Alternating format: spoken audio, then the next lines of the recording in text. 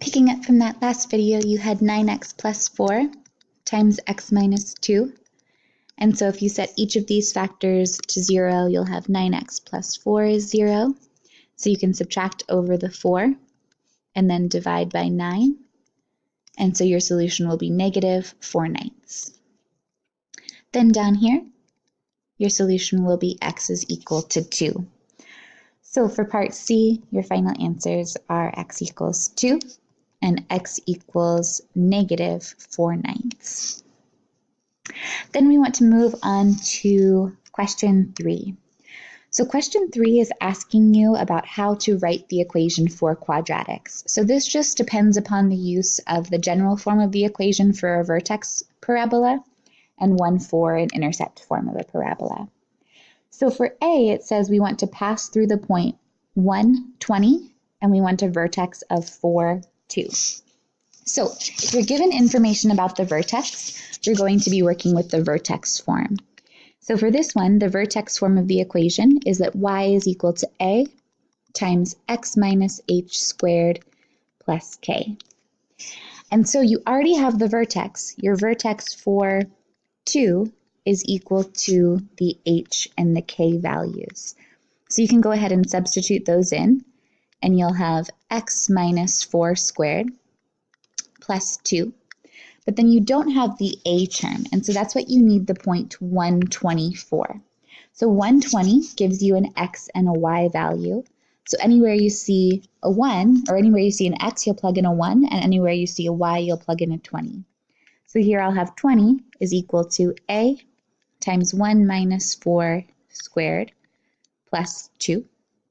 So this will become 20 equals 3 squared times a plus 2, because 1 minus 4 will become negative 3. So this will be 20 is equal to 9a plus 2. I can subtract over that 2 to get 18, and then I can divide the 9, so my a value will be equal to 2. So once I have that term, I can just go ahead and plug right on back into the equation, and then I have the entire equation in vertex form. So for my 3a, this would be my final answer. So you really just need your original equation.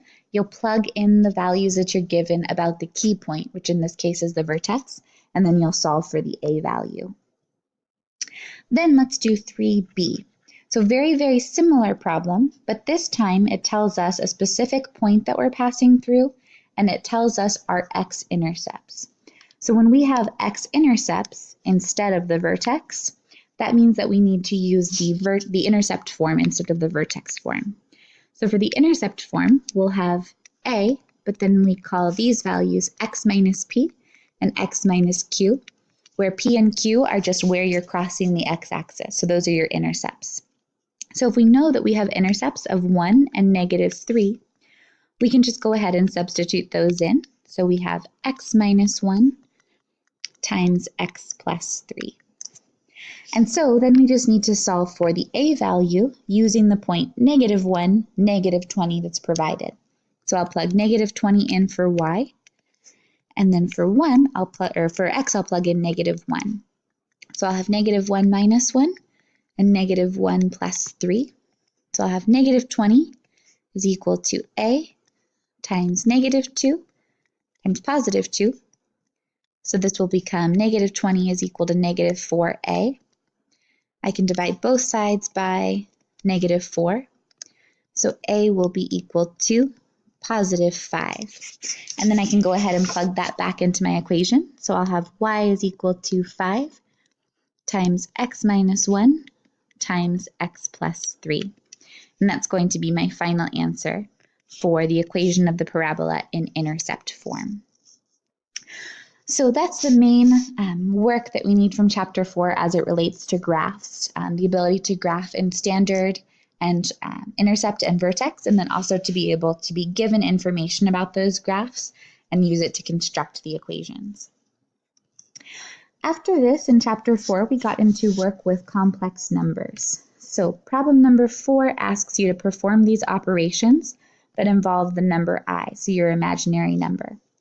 So part A is just a foiling operation. So here we're going to combine our inner terms and our outer terms and our first terms and our last terms.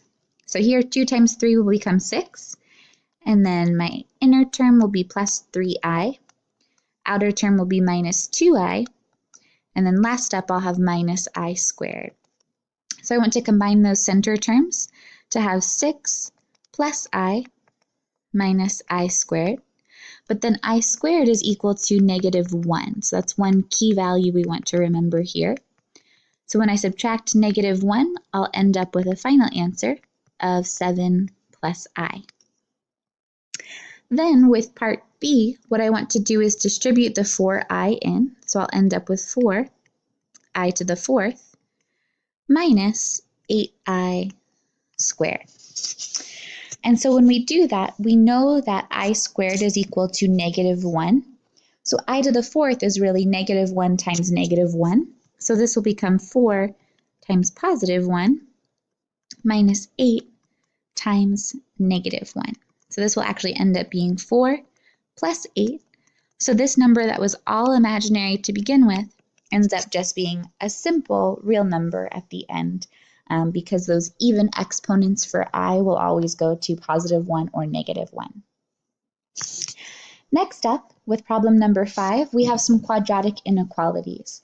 So to graph a quadratic inequality, all that you need to do is graph the parabola, and then you're just going to be shading. So for 5a, we have the inequality y is greater than x squared minus 9. And so what you want to do is pick a couple of points to plot.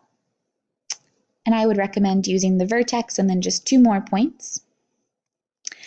So if we take a look at this equation, this quadratic has no b value. So if you use your x equals negative b over 2a, when your b value doesn't exist, it's just 0. So the x value of the vertex is 0. And then if you plug that back into this quadratic, the output y will be negative 9. So then let's just pick one value to the left and right of 0. I would recommend just going with 1 and negative 1 because they'll give you the same y output. So if you take 1 and square it and subtract 9, your value will be negative 8. Same thing for negative 1. So then you want to give yourself a set of axes that you can work with to graph. And from here, we're going to plot this parabola, but then because it's an inequality, we're also going to have some considerations about dashed lines and about shading. So let's go in increments of 2. So 2, 4, 6, 8. So 0, negative 9 will be right here. And then my values on either side will look like this. So because this is just a greater than, what that means is the points that are actually on the parabola are not included. So when I sketch this out, I want to use a dashed line to form the shape of the parabola. And then because it's greater than, when I go to shade, I need to shade the area that is above my parabola. So I want to shade this entire region to demonstrate that when I graph an inequality, I'm graphing infinite solutions, not just one curve or one graph. Next up, we want to do problem 5b, which is just another quadratic inequality.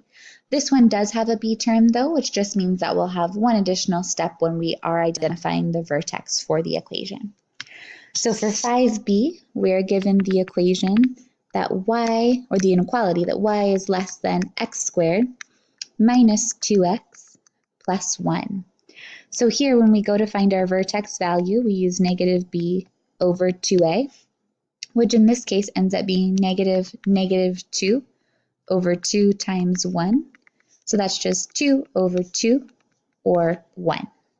So if you make your table of values, when we plug 1 in, we'll end up with 1 squared minus 2. So this will be negative 1 plus 1. So the y output is going to be 0. So then I would just recommend picking 2 values on either side. I would go with 2 and then 0. 0 is very easy to plug in because we can tell we're going to get out 1. And because 2 is equidistant in its spacing about the vertex as 0, we can get that y output really easily there. So if I go to sketch this graph, I'll give myself some axes to work with. And then we'll plot these points. So we have 0, 1. So let's call this 0, 1 right here. 1, 0. And then we have 2, 1. So this parabola, again, notice that it's just a less than. And so when we sketch it, we need a dashed line. But then because it's less than, we want to shade below, not within the graph. And so that's going to be this entire region that sits underneath the parabola. That's where the y values are less than what we see on the parabola itself. So that's our work with graphing inequalities. Then problem number 6 asks us to solve inequalities. So when you solve inequalities, the process is very much like solving equations. It's just that when you report your final answers, you're going to be talking about a range of values instead of one specific x value at a point. So the quadratic inequality that we're provided with here is x squared minus 9x plus 18 is less than 0. So what you want to do is to begin by considering this quadratic equation, x squared minus 9x plus 18. And you first want to start off by thinking of it as just an equation, not an inequality. So in this case, we can factor this if we're interested to become x minus 6 and x minus 3, which means that our two x values would be positive 6 and positive 3. So when that's the case, I then want to use those equations to find my test points. So I want to test values that are smaller than 3, that are in between 3 and 6, and then that are bigger than 6. So if you remember doing your quadratics mini poster, this is one of the topics that we emphasized there. So I would recommend testing 0, let's say 4, and 7 to see how this works. So when I plug in 0 back into this inequality here, I'll end up with 0 minus 0 plus 18. 18 is not less than 0, so this range of solutions isn't going to work. If I plug 6 in over here, if I plug 7 in above 6, I would end up with 49 minus 63 plus 18. And so when I do that, I'm also going to end up with a value that is not less than 0. So this range of solutions isn't going to work either. Then if I test 4, I'll end up with 16 minus 36 plus 18. And all of a sudden I'll end up with negative 2, which is less than 0. So that means this is the only range of x values that's going to correctly satisfy that inequality. So numbers between 3 and 6 will make it true. Any number smaller than 3 or greater than 6 will make it not true. So when you report your solutions to inequalities, you're going to report them as a range of values, not as a single x value. Then let's go ahead and jump down to problem number 7 to get through what we can here. This one is an application problem. So it says the cost of math textbooks can be modeled by a quadratic equation. The cost increases as people become aware of the textbook, so as it becomes more popular. But then it decreases in value as new editions become available. So it's going to follow a quadratic pattern where it gets larger and then decreases again. The pre-calculus textbook cost can be modeled by the following function. F of x is equal to 2x squared plus 8x plus 92. So it asks us, when is the textbook's cost a minimum and what is that a maximum, and what is that maximum value? So the maximum or the minimum of the graph, depending on which one it has, always occurs at the vertex. So if we want to figure out when that happens, we just use the vertex equation. X equals negative b over 2a. So that's going to be negative 8 over 2 times negative 2 here. So that's negative 8 over negative 4, which is going to be 2. And since x is in years, that's going to be 2 years after its publication date is when it's worth the most. So then you want to find what the maximum value is, so what it actually costs when it's at its peak.